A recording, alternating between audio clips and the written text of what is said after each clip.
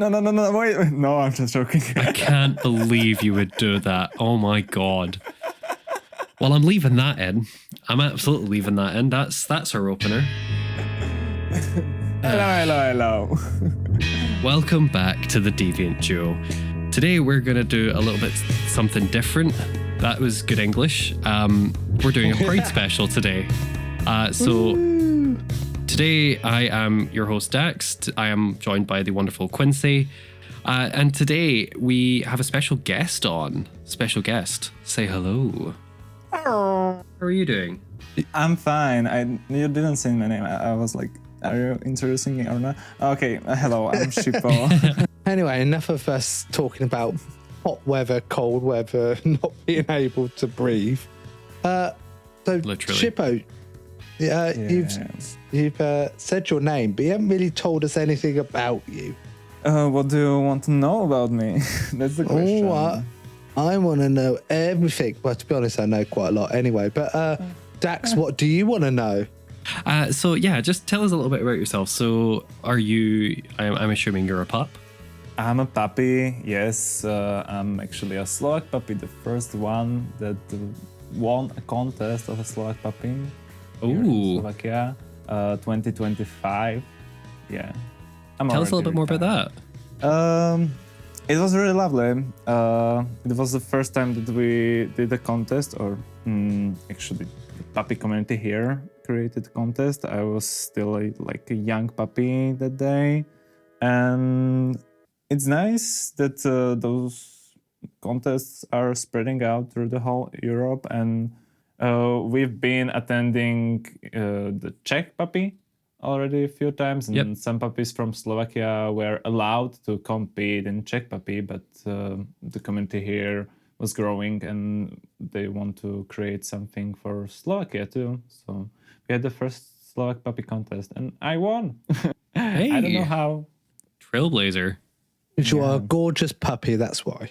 With becoming Slovak puppy, it's not just going around Eastern Europe. You've been in a lot of places by being Slovak puppy. You went Gran Canaria, and also Bratislava is not far away from Vienna, where you've got the Austrian puppies. Yes. You've got Darkland. So you've actually been able, through getting that title, I think, explore a lot more, haven't you, as well?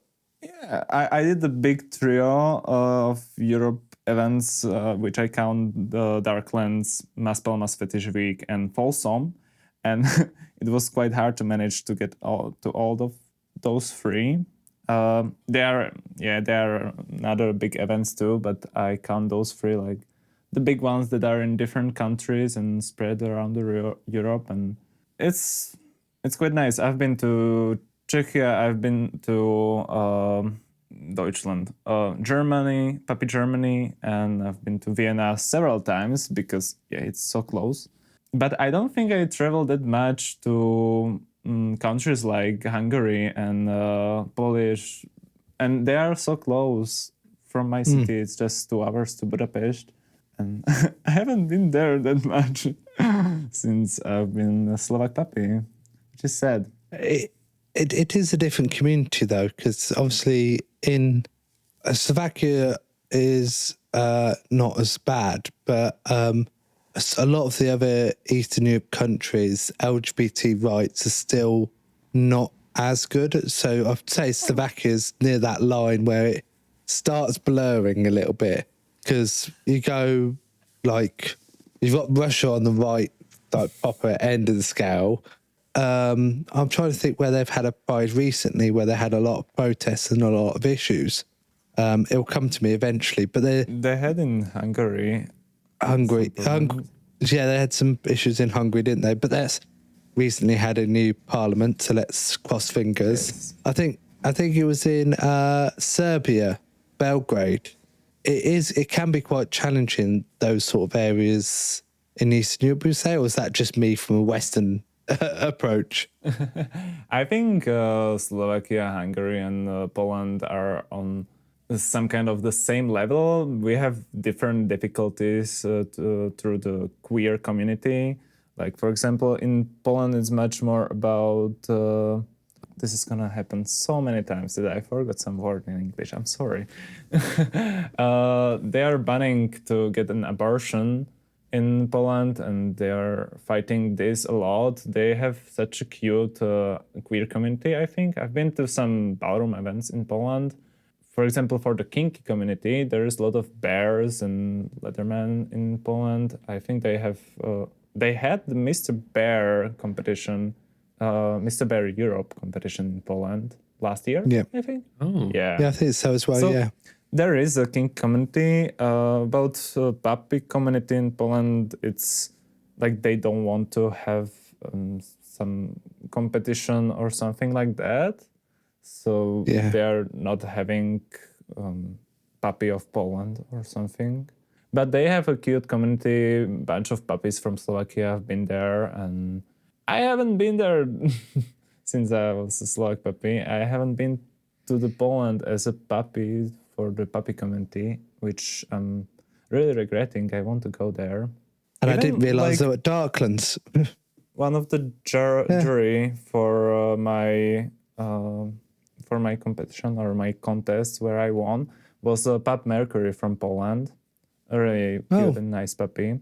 There are still some puppies from Poland coming to Bratislava for Fetish and Gear and those events and for the contest of Slovak Puppy.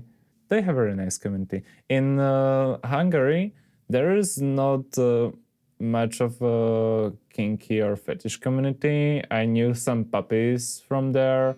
Even when I was going to Darklands this year, I was flying from Budapest, and I slept one night in the house of two puppies that are living there in Budapest. But there's not a lot of them, and then they have one bar where they are having some party like once every second month or something. So they are growing. They have problems in Hungary much more with prides and stuff, because of the government. And they had two prides last year, one in Budapest, which was okay because it was organized by the city, and one in, I don't remember the city where it was, but basically the organizer of that pride was then, I don't know, he was took by the police, and there was something like they wanted to take him into the jail because of organizing pride. So it's kind of harsh, but I hope now with the new government they will get better in those stuff. I think it was even for Budapest that a lot of the pride organisers, even the European Pride Organising Committee, a lot of those were actually put on a watch list or warrant list, if that makes sense, that if the police see them, they should arrest them. Because I know one or two people, and they were like, and they were saying, if we could get arrested. It just seemed bizarre that they weren't even organising the pride. They're just a part of a wider umbrella organisation, and they're on a watch list for not even organising in Budapest, just like helping someone out. It's quite different there, but we said new government, hopefully there's changes. But talking about like parties and celebrations, outside of Kink, you do something else, don't you? What do you mean something else? I do a bit of dancing. Yeah, I'm a dancer. Yes, that's true. I've been dancing since I was 3 years old. So, yeah, that's true. Yeah, but I've been dancing. So I was just about to say, you do a certain type of dancing that's quite related to the queer community. Yeah, I do ballroom. I do Vogue. Especially my category is Vogue all the way. Define Vogue as a dance. It's much more of self-expression. Yeah. But I've been dancing ballroom dances, Latin American dances, contemporary ballet, a lot of stuff, and now I'm on Vogue, and it's quite fun. It's very nice. It's different community from the fetish community, but I see like there's a big gap in between the ballroom community and where Vogue came from, and fetish community. Both of this community comes from America and from the the ballroom community comes from people of color and Latin American people, especially trans women of color and Latin American. And they're really like different from the fetish community.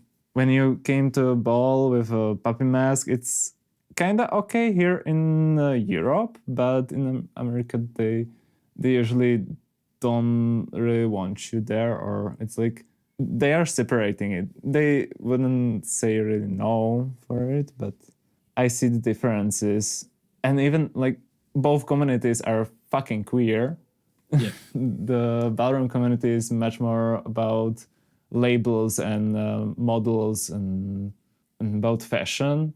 And the fetish community has different fucking type of fashion. It's much more about the sexy stuff and that.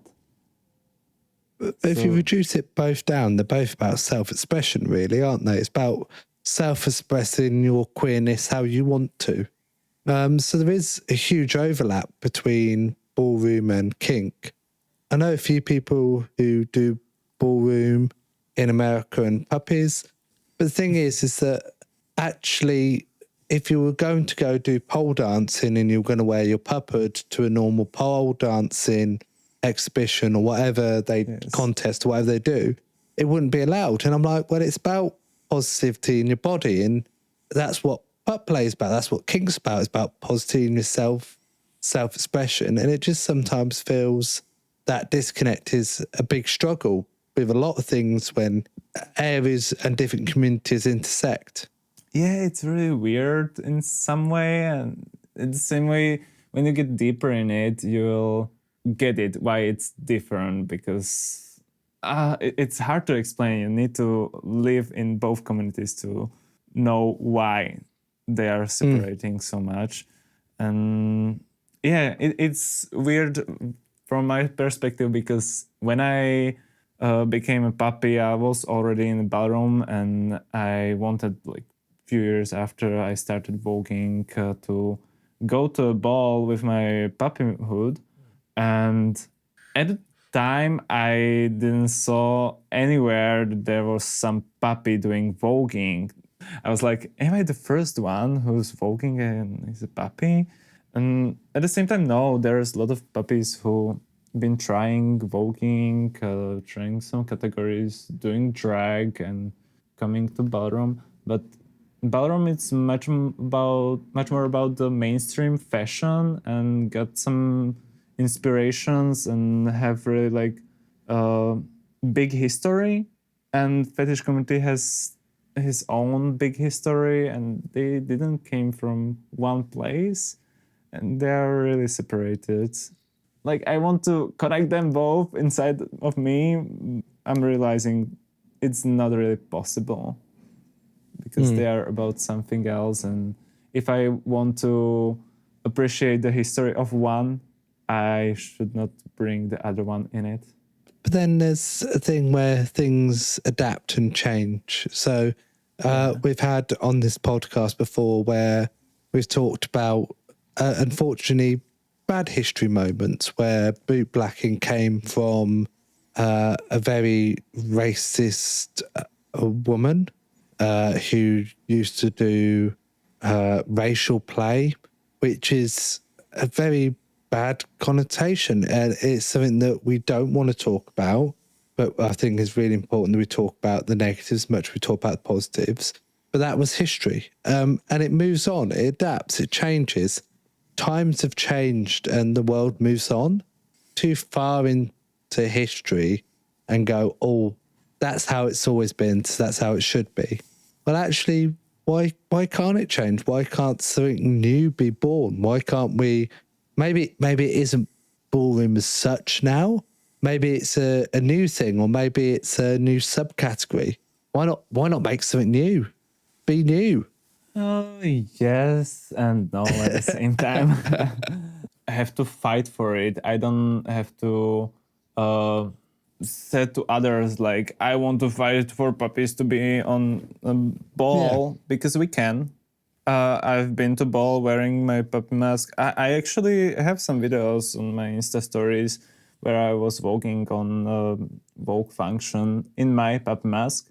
And it's okay, but there's not a lot of people who are about fetish and are in the ballroom community, and there's not too many people who are from the ballroom community and are into the fetish. Why would we connect them? We don't need to. For me, if I want to connect those two worlds inside me because I'm in both, I can. No one's gonna judge me for it. No one's gonna push me away from some fetish event because I'm a voguer. No one is gonna push me out of ballroom event because I'm a puppy. I'm okay. I'm appreciated in both communities, and I don't need to push people in some community to create some space just for me, because I feel like I'm the only one here in Slovakia who's into fetish and into ballroom too. No, I don't think we need this space. I have the space in one community, in the second community too. I don't need like special category for me on ball. You never know. You never know. You might not be the only one. This podcast might come out and you get 500 puppies. And you never know. You might have started so it's Shippo. A few times when I'm on a ballroom function, I usually have my puppy hood with me, and I'm wearing it on somewhere on the outfit, maybe on my head. And sometimes I don't have it for the outfit because you have some rules for kiki balls and major balls. For the outfit, it should fit the theme. So sometimes my puppy hood don't fit really the theme of the category, which is okay. It's the rules of the ballroom. And I usually just walk my category, and after that I will get changed, put my puppy hood on, and just be on the function as a puppy for the rest of the function. And it's nice. Yeah. I can connect those words like this. I don't need much more. But if people want to get involved in that sort of stuff, how would you get involved? In ballroom, there's ballroom all over the world. You can watch some videos online. There's a lot of videos on Instagram, on TikTok. People usually try the hands because it's really easy to learn the hands through videos. If you're looking for someone who's already in the ballroom scene, I think there's someone all over Europe. There's ballroom in Ukraine, in Slovakia, in every city, I think. Or no, maybe not every city, but every major in city. most. You always can find someone who will give you some lessons. And after that, for ballroom, for me, it's still like I love to travel for ballroom because I always find some good inspiration and some other people who are doing the same but doing it their own way, and I can learn a lot from them. You can find those people all around the world. Sounds good. I will just do a quick time check. We are at 31 minutes and 30 seconds. So just a bit hot at the moment. We can go for 3 hours, don't we? No, we cannot. No. Do you want to do the next question, Dax, while I get another drink? Just because I've got to keep hydrated. So you helped organise the Pride event in Trnava. Yes. What was it actually like to make that happen? It was a lot of fun. It was quite a bit of stress, but it was amazing. It was the second time that Pride was happening in Trnava. I haven't been in the organization for the first Pride. Actually, for the first Pride in Trnava is my hometown, for those who don't know. The first time that Pride was happening here, I actually didn't know that Pride is happening in my hometown till like 2 days before the Pride. For the first Pride in Trnava, that day I was texting the organizers on Instagram like, hello, I see that you're doing a Pride in my hometown and I want to come there as a puppy. And I had a big question because actually when you come to Pride in Bratislava, in the capital, you cannot wear a puppy hood and cover your face basically on the parade. It's yeah, they Is have that one of the laws there? Yeah, they have a rule against it because it's a security thing. People should not cover their faces because if something happened, they have to trace people. So that's why I was asking the Trnava Pride organizers, like, can we come there as a puppies and be with our masks? So they texted me back like, yes, of course you can just come as puppies. We've been there like a group of 10 people, maybe 10 puppies. And I had my mask through the whole parade and all the time when we've been there, I just keep it as a puppy. But for the next year, there was a problem with the organizing team actually because there was like 3 people in the organization, or 2.5 because one was not that active, and one of those people died through the year. Oh, So it just dropped to one person, and they were like, okay, maybe next Pride is not gonna happen because I cannot do it alone. But there was several people who were texting them like, can we help you with organizing another Pride, because we really want Pride in the hometown, and what you did last year was amazing. And one of those people was me. So we gathered up 8 of us. 2 people dropped it out through the 1.5 month of organizing because we didn't come to the same ground, I would say, and we didn't agree on certain levels. So they were like, okay, I don't want to be in organization. There's 7 of us right now who are organizing third time Pride in Trnava. And the second time it was stress because we gather up in like middle of July or end of July, and we were like, okay, let's do a Pride. It's already past the Pride month, but we still want to do it. yeah. So we set the date on September 27th of September, and we organized Pride in 1.5 months, which is hard. Yeah. Fuck. And stressful, but it was the best thing that we done. Like, That's good. the whole day was amazing. All the people who come and support us, thank you all a lot because you were amazing. People who were on the after party and the artists who were playing music, dancing, doing drag, love you all because you were all amazing, and without you we wouldn't done it. So yeah, it was harsh, but we did it, and I'm looking forward to this year's Pride because it's gonna be even better, I think. Just a quick question. So I've seen the logo. What is it with the bat? Which logo? Because we had like already few logos. The one with the bat. Yeah, what's the rainbow bat? We don't have a rainbow bat. It was last year on T-shirts. There was a bat that was just an art that one of the organizers did, and he write there like gender ideologia, which is like I don't know how to translate it. It's just like hello, it's a gender ideology, and we are scaring people with the bat and with our gender ideology. Basically, it's just a funny slogan that we did last year. That is pretty funny, to be fair. Yeah. And this year, I don't think it's on the socials, but we already printed out on some pins, and the motto for this year is "Ta sorry, že žijem," which means like "sorry that I'm alive."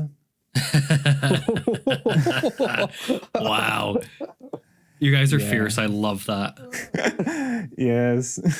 It's just so nice to have those small things to laugh about and small sayings that we are telling people on the Pride and having fun about it. So is your Pride more, because I don't know if you've been to Pride in maybe the UK or other ones. I've been around to the UK. Vienna, I've been Prague, Vienna. Bratislava. We have a lot over here where they start using the word family friendly Pride.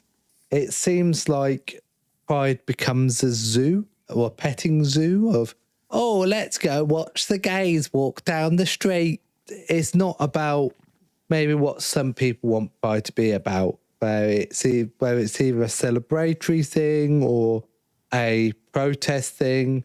It gets a bit difficult over here. But what is your Pride? What is the Pride that you help with? Is that more of a protesting, or what do you do? What's a part of your Pride? Our Pride is much more radical, I think. If you say like family-friendly Pride, I think the one in capital in Bratislava, it's family-friendly because they say like this is a Pride for all the queer families, especially on their like logos and stuff. But our Pride is much more about the protests, and we are fighting not just for the queer rights. We are fighting for solidarity with other countries and other people too, and we have like much more in the protest stuff, I think.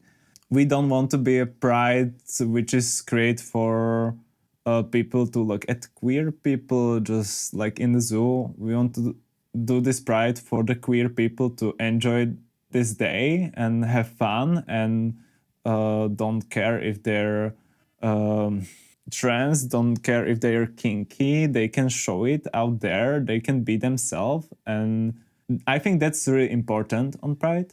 In that case, we are not really allowing big collaborations on our Pride. We do it basically on our own, because on a lot of Prides you see like big corporates giving money and sponsoring the Pride, but we are scared of those corporates. They would be like, no, we don't want to give you money, even if you don't allow Kink on the Pride, then we will give you the money. We don't want this. You're not gonna tell us how to do Pride. We'll do it on our own. And if we wouldn't have money for it, then we'll just walk there on our own without any microphone. We're not gonna do any performances, but we will still have a Pride. So fuck all the big corporates who stop us and stop kinky people, stop trans people to walk on the Pride, stop drag queens on the Pride. Fuck you all. Valid. And we have few more points on our Pride, like all the food on our Pride is veggie. You want to fight for our earth too. Don't waste and don't eat too much meat. So we are fighting for this too. And the main thing is, of course, the queer community, the queer people, and the intersectionality for all the LGBTQI plus, and there are other stuff under that we are fighting for too. So we are fighting against the war in Ukraine and Russia. We are fighting for Palestine and against the war that's happening there. And yeah, we have lots of stuff there. We are definitely the radical one of the Pride. Love that. Yeah. So you describe yourself as an activist who barks education over Slovakia. What do you actually try to help people understand? That's a hard question. I realized that I'm not the one who will force them to understand. I will just show them, and if they want to understand, they will. And I think there is not a good education in Slovakia. And if you ask anyone from Slovakia, they will agree on that. And education is the key to everything, I think. Yeah. Like, you're not gonna allow puppies on Pride. Why? Because you don't know the puppy community. If you Yeah. know the puppy community, you'll be okay with it. So that's why we started to do small gatherings or talk shows or workshops, however you call it, where we were talking about kink community, fetish community, BDSM, puppies, and all those stuff. We did it first time last year before the Pride in Bratislava, in the capital. It was really nice. Not a lot of people came, but if just one person gets something new from that, I'm okay with it, and I'll do it again. And the second time we did on Trnava Pride, which was really nice. There was a lot of people, and there was a workshop after us, which was hosted by one psychologist or really nice lady, and she came to our workshop too, and it was really nice to see her in the crowd, really getting the education from us, which I think it was really weird because usually I am the one who's watching videos of people online from this sort of education part, talking about queer people and talking about how kink is good for some people from the mental health and stuff. And seeing her in the crowd, educating her about the niche thing that I'm doing, it was really nice. It was kind of a weird moment for me, but she's such a lovely person, and I loved it. There was much more people than in Bratislava, and I think that had some impact. And I think there's still not a lot of education about kink, fetish, and BDSM in Slovakia, and sex education at all. But that's another topic. Yeah. And I was going to say that sex education, STIs and all that is some of the education access to healthcare is a lot different to what a lot of people may expect, because PrEP and stuff like that isn't as accessible or known about in Yeah. Slovakia. a lot of people don't know about it, and you can get PrEP for free in Slovakia. You just need to go through the tests and stuff and search for it a little bit. But you still can get it prescribed and get it for free. And since I got it, I'm telling everyone who I meet about it. And if they are interesting, I'll point them direction that I got to PrEP. And I'm talking about STDs too, but we all time says about some HIV positive stuff and some STDs because people don't know it. People just don't care until they got positive, and that's really bad. you need to have a safe sex. It's not good if you're not prepared for it and you're not knowing what you can get through sex. If you're not knowing the risks of what you're doing. Yeah, exactly. Yeah, and it's something that I always scream and shout about in the UK, but really compared to Slovakia, it's a lot harder and very different in the way that people think and not really realising it. It does wake you up sometimes when you realise the differences between all of our countries, that every country you go to, just sociologically, like just in people's minds, they see sex and the risk awareness so differently from country to country. And I think it's really important sometimes for us to connect across countries. So for us to say, oh, this is what we've done and this is what's worked, or this is what we're having problems with. Are you having the same problems with? The thing I really think about that is doing that is chemsex, where there is a European conference and people are connecting across Europe. And I think that's really inspiring. But it'd be really nice if we could do that more in a kink and risk-aware sexual space. But Yes. never know, it might happen. We have some organizations who are talking about HIV and STDs already in Slovakia, and we already have one organization which is specializing talking about ham sex and just Shared needle needles. and Yeah. and it's really nice to see those organizations, but still it's just so little against the whole country. Yeah. Yeah. So We should it's- spread the word much more. Spread the word, spread the love. Yes. Spread the legs.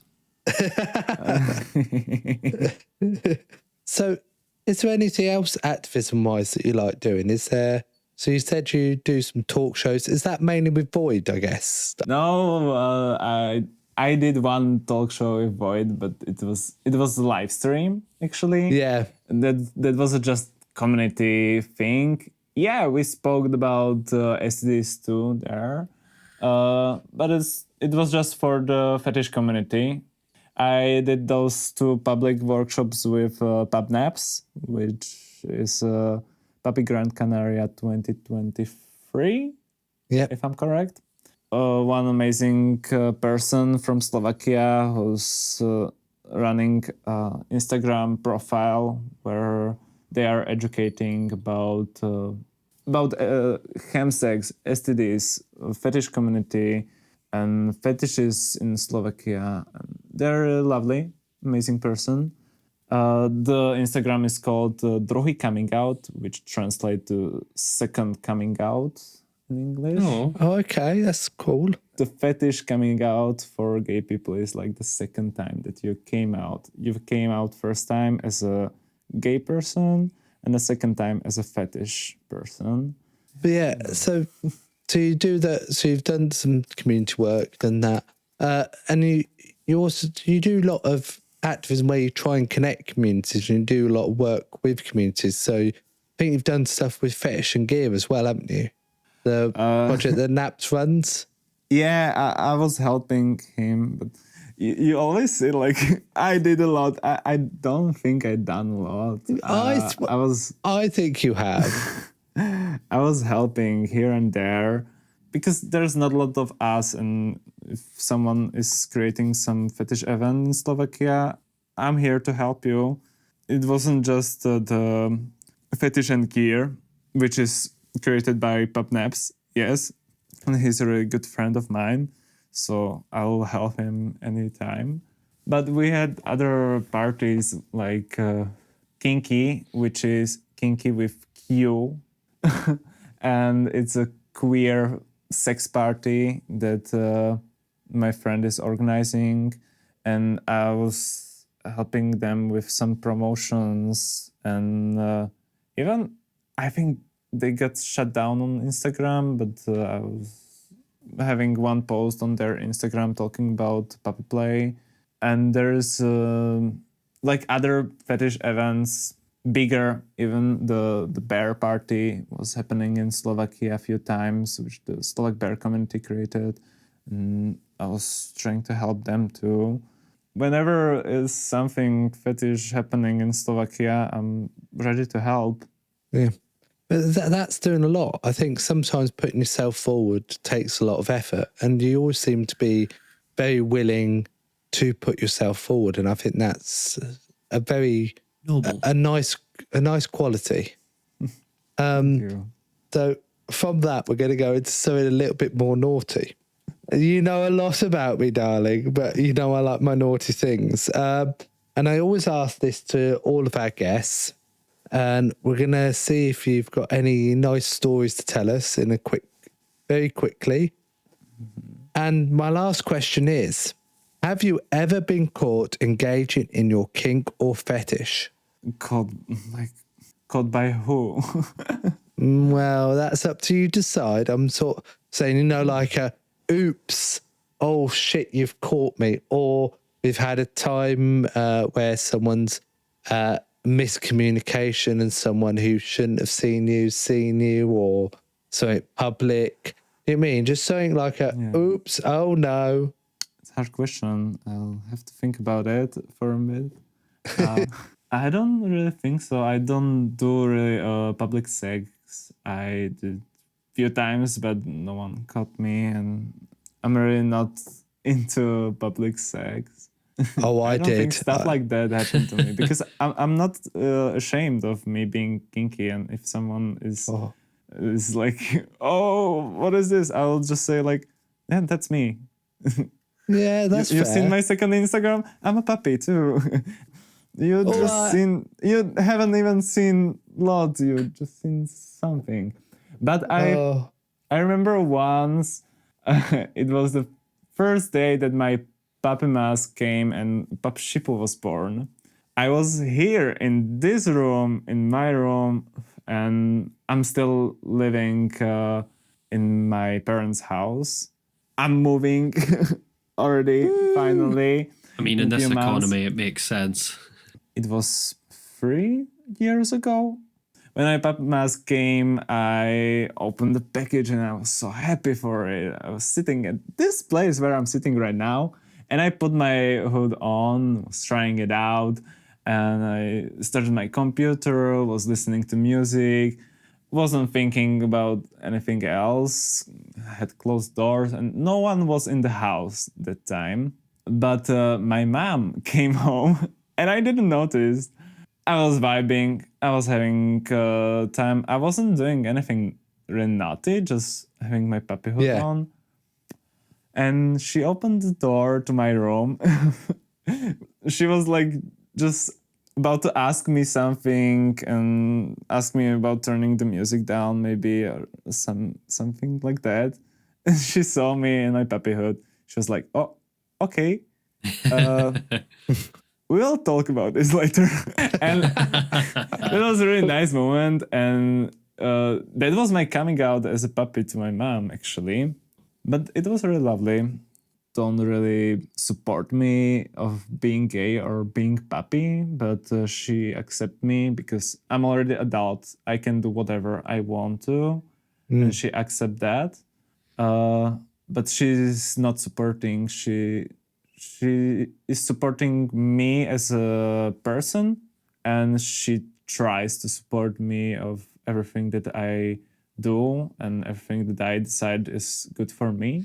But she's really Christian, and she still like I don't think she would ever go to Pride, or I tried to convince her once to go to ball with me just to see the community and see what is my community that I'm living in.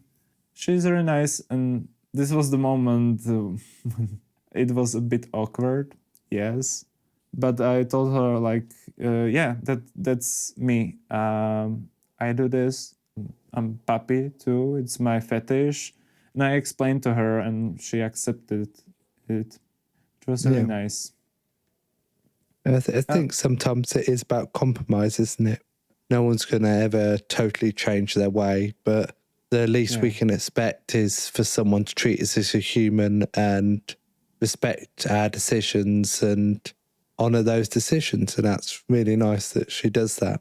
Yes, and she still loves me. I'm her son, so I think that's a big thing. Any moment where I would be catched on something kinky that I would be ashamed of ever happened, because I'm not ashamed. I how could I be? It's me, and if I'm okay with doing it, I'll do it. And if you have a problem with it, then go take care of your problems, because it's your problem, not mine. Totally fair. And that's just my point of view on it. Oh, that's really nice. I'm now like getting all emotional. You also know I like my 80s pop music, Shippo. I'm starting to crying. It's not emotional cry. It's just you singing makes me go cry. Wow. I think Dax is slowly falling in love with Shippo, because this is the first time I've been rinsed to hell in an episode. It's refreshing. I'll tell you what, yes it is. I'm quite happy about it. Humbled. So, humbled. I have been humbled by the Shippo. So yeah, no, we're going to go on to our little educational bit, our Deviant Download. Because obviously you work with a Pride, you're part of a Pride committee, and you are also in the Kink Fetch community. We wanted to sort of combine the two for this episode, the special episode for Pride, and sort of say, what does Pride mean for the Kink Fetch community? I don't know what you think off the bat of that question. What's your initial instinct? I think fetish was there when the Pride started, so it's a part of a Pride. I don't think pushing fetish out of the Pride is a good thing to do because, I think it's just part of it. Yeah. It's you cannot. It's like doing a Pride without the gays. What would be about then the Pride? What would Pride be without gays? Yeah, I don't know. It's just part of it. Like the Stonewall riots, there was kinky people, there was drag queens, there were people from the ballroom community too. There were trans people. We cannot say prides are happening and we allow just the gays and the lesbians there because we don't want the others. Bitch, shut the fuck up. Like, we've been there since the first Pride. What do you mean? Yeah. You don't want us there. We're part of it. I was also going to say that it's very interesting you coming on as a Pride organiser because did you know about the mother of Pride? Do you know anything about her? Mother of Pride? Educate me. Yeah. I've heard of Mother of Pearl. I know, Mother of Pride. So she was called Brenda Howard. She had instrumental role in some of the first Pride marches. So, after Stonewall riots, they had a few marches 6 months on and then they had one in a year. She was instrumental in organising some of them. She was into BDSM. She was a bisexual rights activist, very sex-positive feminist. She was a kinky switch, I believe. And it's really interesting to know that some of the first people that helped the Pride movement actually go forward were in the sort of kink community. And it just seems weird that nowadays it sometimes is separated and that kinky people can't go to Pride. You can't wear your fetish gear at Pride when some of the first people who helped set it up were in those communities. And it just confuses me sometimes because it's like, well, kinky and fetishy people can't show Pride. I think it comes from people who are scared. When people are organizing prides, they don't want kinky people on prides because then the media will just shoot the kinky people and say to public like, this is the prides, and as an organizer, it's not a good advertisement for you when people will be shouting out that you're doing sex stuff on the pride. But pride is about the sex. Like, it is homosexual, nothing else. It's about sex as it is. Mm. You cannot get the sex out of the homosexual. It's in the word. Yeah, I got it that people are scared of bringing those people on the prides. But I don't think you should be scared of it. Because then you'll create a pride where, as I said, just gays and lesbians will go there and dressed in shirts and tie. And I'm like, no, this is not the queer people. Queer people are much more colorful. And pride flag has the whole fucking rainbow. So those Show things just don't come together in my mind. Show the rainbow, feel the rainbow, taste the rainbow. Sorry, this isn't a Skittles advertisement, but Yeah. Like Dax knows what I'm talking about.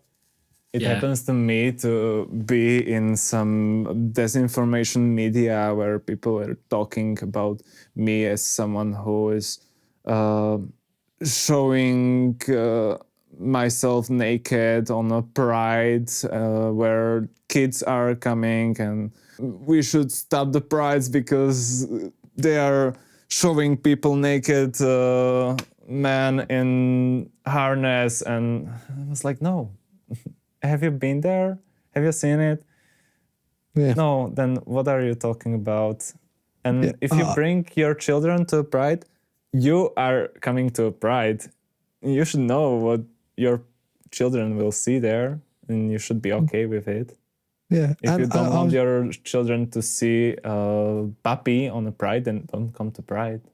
Like literally And- the people that complain about, oh my God, the gays and their agenda and oh, they're trying to sexualize everything are the people that at home will do like excessive amounts of alcohol. They'll smoke in front of their kids and like actually affect their children's health. And it's like, okay, Yeah. but God forbid a man loves another man and expresses himself. Yeah. And I was speaking to a pride recently. It's misinformation. It's not always out of malice. Sometimes it's misinformation. It's like, this is what will happen. And I'm like, I'm sorry. You try and wear full leather and try and do something in full leather. I could just about walk down the fucking street at a pride walk in my full leathers, let alone do anything else. What do you think I'm going to be fucking doing? And it's like, oh, it's going to be like half naked. Have you seen people in rubber? They want to be in as much rubber as they can. They're in their full Literally. cat suit. There's no skin showing. Someone in a jockstrap waving the junk around, and they're not in the kink community, but that's allowed. But someone in full rubber, covered up, you can't see anything. No, not allowed.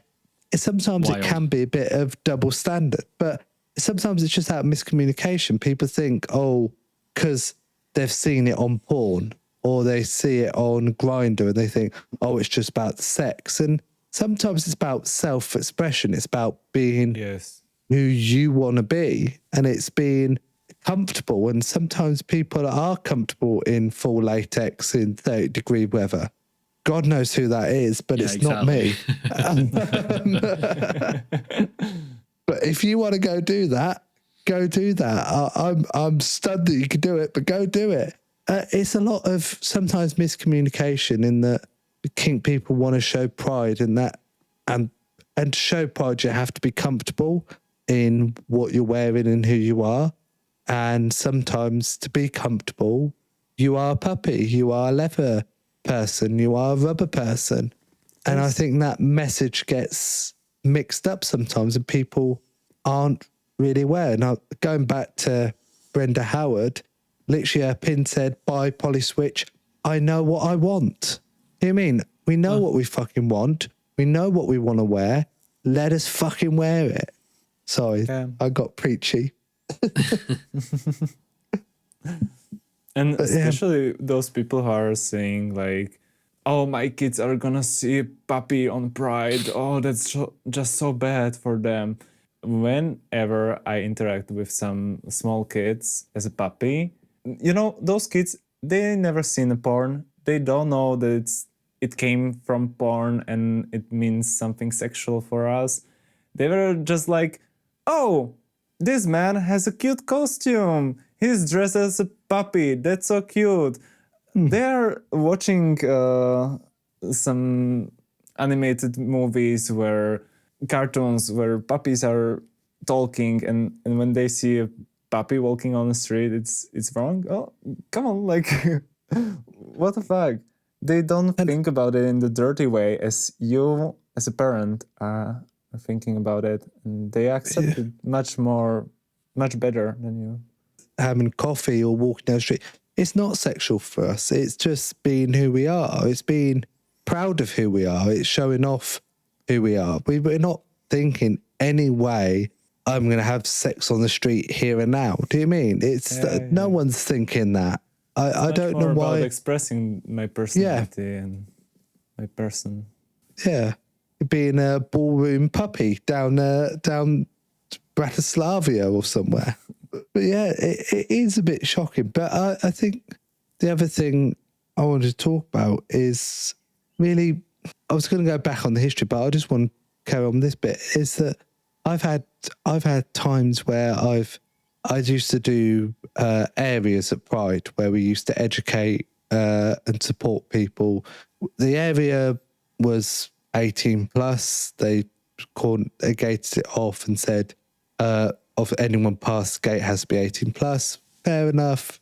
Okay. And we talked about more mature subjects in the area, but out the front we had a lot of education, and I'd be out the front talking to people.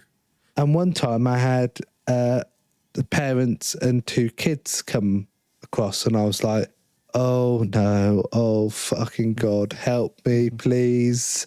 Sound the alarm. This is going to be like, whoa, whoa, whoa, whoa, why are you doing this? Do you mean? And that's what I had this connotation of. And the mum came up to me and went, oh, could you talk to our kids about the stuff that you have here? Yeah. And I think I froze. I literally think I froze for about 2 minutes going, what? and I went, and I said to her, oh, well, what do you mean? What do you want me to talk about? And she was like, oh, I find that our kids don't have enough exposure to different relationships, and the consent in schools isn't taught well. And I see that you've got all this consent information, and it'd be really wonderful as someone who's done all this work to help explain it to our kids, as you would know more than we do probably. And I went, Yes. okay, I'll do it. I adjusted my language for the people that are there, and it went really well. And the parents thanked me, and they walked on, and they enjoyed the rest of their day. And I went, this is what Pride should be about. You mean it should be about sharing knowledge. It should be about supporting everyone. And to be honest, to me, that was, I know we hate the word family friendly, but that was family friendly. That was actually what family friendly is about. It's actually about supporting families Yes. in that their children can grow up and be even better than we are. And the parents recognise that, and that's why they brought their kids to Pride and allowed them to be educated and learn something new. And I think that was wonderful. And I don't know why we don't do that more. Yeah, and when I was doing those workshops, educational, I never said it's 18 plus. I did like 16 plus or with a parent, because when you search on some series on Netflix or something, usually when there is some sexual stuff involved, it's always 16 plus. It's not 18 plus. I think 18 is when there's a blood in this More graphic. movie. Yeah. Or more graphic, yes. That's why I set it for 16 years. But when someone is 15 and they want to get educated about, you can have a sex when you're 15 in Slovakia. I don't know how it is in UK. 16 over here. 16, yeah. I think it's 15 in Slovakia. You already can have a sex. So if you're 15 and you want to get educated about STDs, actually, it's really good for you to get educated. Yeah. And I'm not gonna tell you cannot come here to this event and get the education. You have to bring your parent or some legal guardian or someone who's over 18 with you, who will come there with you. But I don't think those things should be like 18 plus strictly. If your parents are okay with it, they can walk you there. They can give you the education. If I was a parent and I didn't know much about the sex education, and I see that someone is doing some workshop on sex education, I'll be okay with bringing my children there and getting them the education from some professional, from me and from someone who don't know about the sex. Actually, in school in Slovakia, we didn't get as much sex education in school. Even in school, I was much more learning about Christianity and about abortions, how they are bad from the Christian side of this topic. And I didn't know what is condom. I don't know how to use it. I discovered condoms just because someone from the class bought them and blow them up, and we were playing with it like a balloon. I didn't get the proper sex education until I searched for it myself on the internet. And that's not the best way how to do it too. If I will be a parent, which I don't know if I will be, I am much more okay with getting my kids to someone who's really knowledge on this topic, and then letting them just educate themselves on the internet however they want to. Dax, I don't know how your sex education was. I know we're going a bit off topic, that your sex education was in school, because I remember pretty much only being shown what an STD looks like. Not really any information. It was just, this is what it looks like. This is what you could get.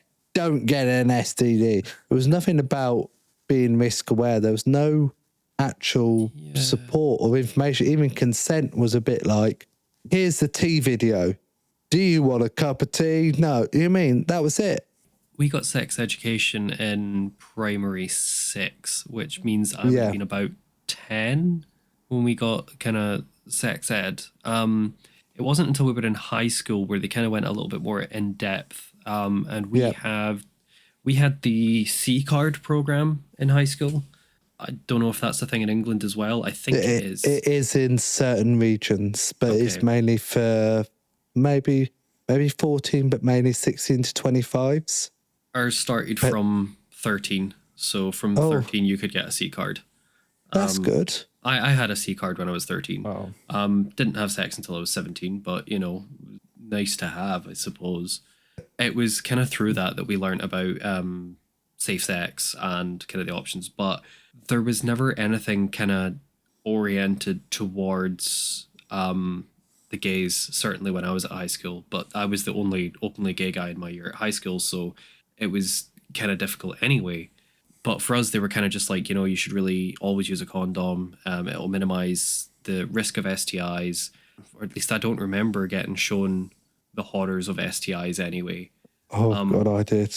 There was no talks about like PrEP or anything. In fact, no, I do remember there was a video that we watched that there was a gay relationship in that, and one of the guys had to take PEP. And that was the only thing that was mentioned about it. There was nothing about PrEP. There was nothing about other safe sex practices. It was just, oh, you slept with a guy, you might now have AIDS. Lamu. That was literally it. That's still like fucking lot when I compare it to what I get. Yeah. My first sex education was through porn, basically. I discovered that there's some HIV through the series Pose on Netflix, series about the ballroom community. And they discussed this topic really nicely, especially in the season 2. But I was already having sex at that time, or at least like somewhere around the time I started to having sex, and I still didn't know any other STDs. Was searching for some education by myself. I was listening to podcasts about sex educations when they were talking about this topic, but I've got nothing from like school or elementary school, some school-oriented education. No, it was just me searching specially for that education. Oh, we had some education for girls in the elementary school. The teachers were talking to girls about sex education, but never to boys. At least I don't remember anything having like that. I remember that we had this one teacher, and it was just education about Christianity. I don't know why we have that in Slovakia, but we have. And this teacher, she was showing us on elementary school videos of abortions and how they are killing kids. And I think this was really like disturbing topic for young kids as we were at that moment. I don't know, it's a really harsh topic to discuss when you're so young. And she was just clearly, strictly saying us like, no, they're killing this small person, and it's so bad. I'm so young. I'm not even thinking about sex. When I'm gonna start thinking about sex, I'm much likely gonna get some STDs than get someone pregnant. And the topic about STDs would help me much more than this thingy about abortions. But whatever. It does I don't show know the what's the green card that you're having or something. Yeah. It does show the dichotomy, though, is that in schools there, obviously in Slovakia more, is that they show these really harsh content, but then all we want to do at Pride is walk down the street and maybe talk about consent or self-expression, or do you mean? And the green card we're talking about is a C card, which is a condom card. So you could go into certain places, show the card, and get condoms. So certain places you can go and get them. So it's not always a sexual health clinic. Sometimes there was other places that you can get them from, depending on where you are. Scotland is a lot better with the C card than in England, but we do have it some places in England as well. So it's a really great initiative. But then it's postcode what we call in the UK is postcode lottery. So each area you get different provisions and different support, and it really is difficult sometimes. You might have lived somewhere, moved somewhere else for university or whatever, and you're not going to get as much support. It can be quite difficult. You get the condom for free? Yeah. Yep, totally free. Okay. I know that we are running short on time, but have you ever thought about how people, girls and people with vagina have menstruation, and they have to pay for the stuff to cover it, or Not in Scotland. Cups and Yeah, not in Scotland. Totally and free in also, Scotland. That's amazing. A lot of prides and a lot of queer socials will give them out free. So Scotland, it is free to get them. It is a massive thing. It's called we call it period poverty in the UK. But that's another thing about Pride, is that we're so open and so supportive of everyone that even they'll give out condoms and period products for free. Like, say what you want about the SNP, but they do. they give women a lot of autonomy over their own bodies, which is, the correct movement. No, Scottish universities have given away free period products for years now. Napier has like a whole stock, and all a student would need to do is just go to the bathroom and they'd be available for them. A lot of universities in England as well do that in the toilets.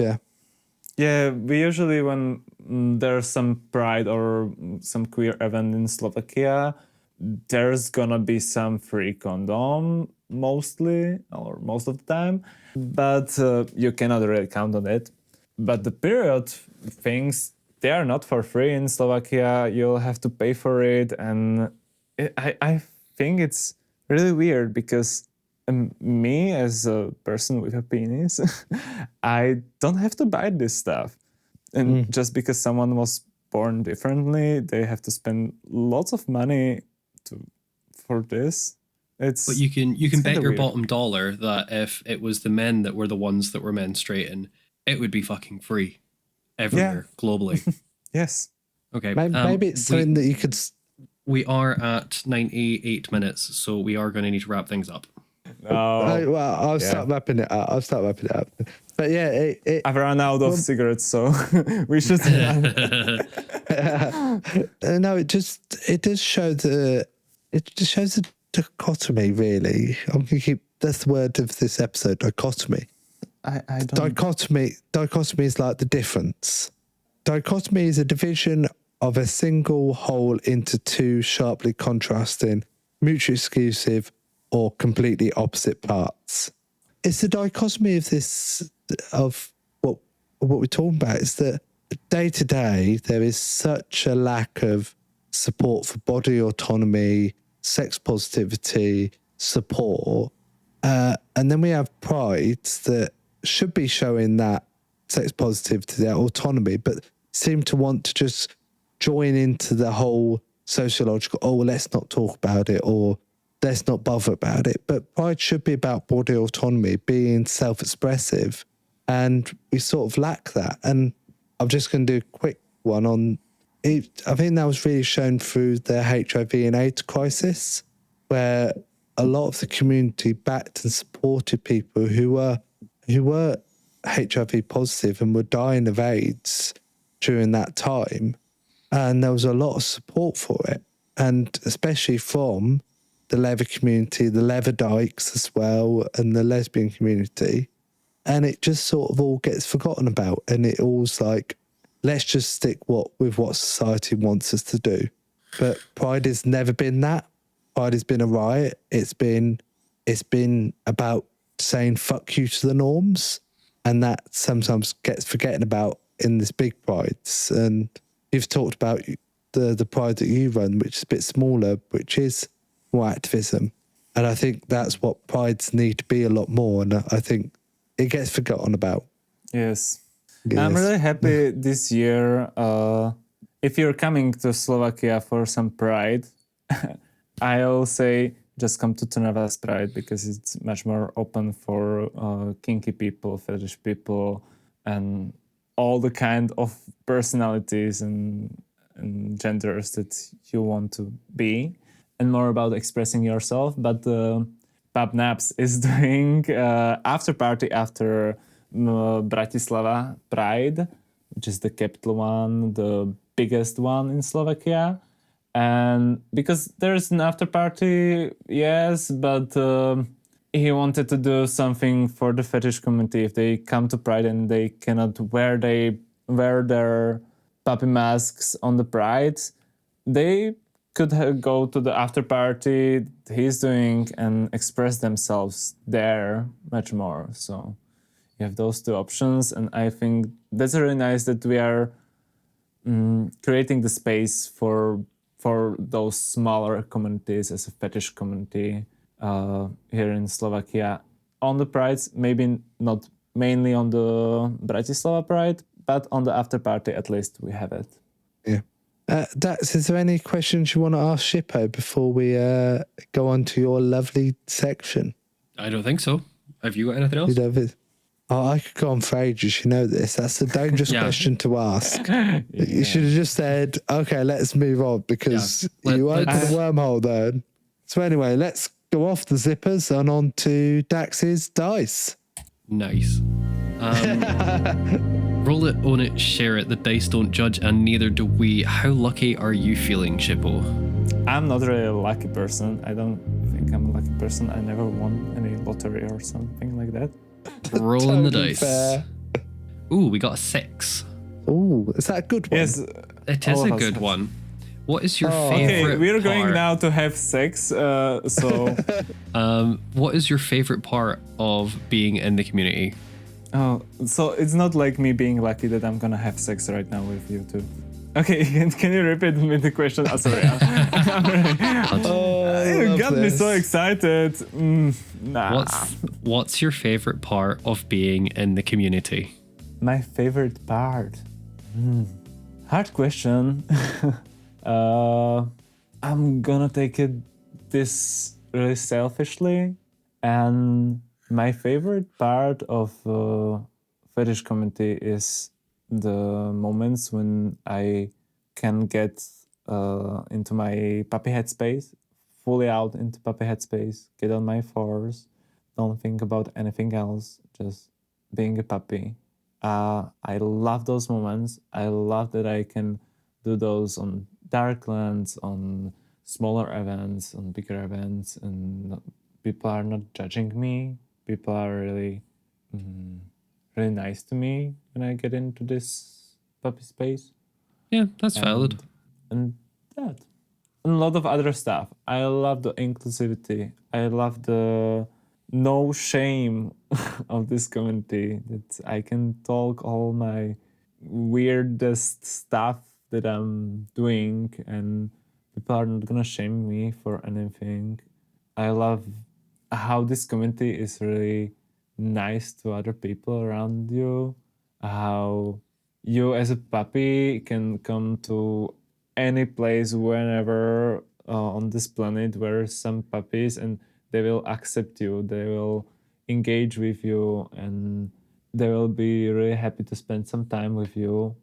A lot of stuff. I just love this community as it is, with all the weirdness and all the sadness and all the happiness that it came with. I think that's a beautiful answer. I'm cutting onions. I'm not crying. I'm cutting onions. God. Yeah. Do you know what, Shippo? I like you. We're having you back on, definitely. and with that, I think that's a good place to end it. Yeah. I've been Quincy. I've been Dax.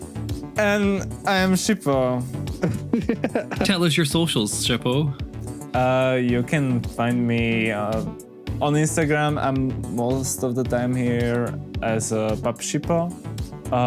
You can find me under Pup Shippo, Shippo the Pup, or just Shippo. Anywhere else, if it's Blue Sky, X, Facebook. Even I have a Facebook page. I'm not there most of the time, so Old school. maybe don't go there. On Telegram and everywhere as Shippo, Pup Shippo, or Shippo the Pup. Nice. All right. Well, thanks very much, guys. See you next time. Thank you. See you next time. Bye. Bye. Bye. Enjoy the prides. Enjoy Pride. Happy Pride Month.